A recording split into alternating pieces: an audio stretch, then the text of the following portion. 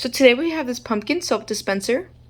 It's perfect for washing your hands, washing the dishes, and it's as easy as just putting in the soap water or soap and using the cap to put it back on his head, and you just press it down and you could wash the dishes.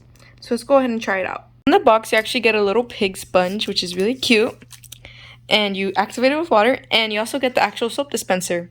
It has the little pumpkin face on it, and this part screws off, and you just gotta press it down like this in order to get soap to come out. Very cute and very perfect for Halloween or holidays. So let's go ahead and use it.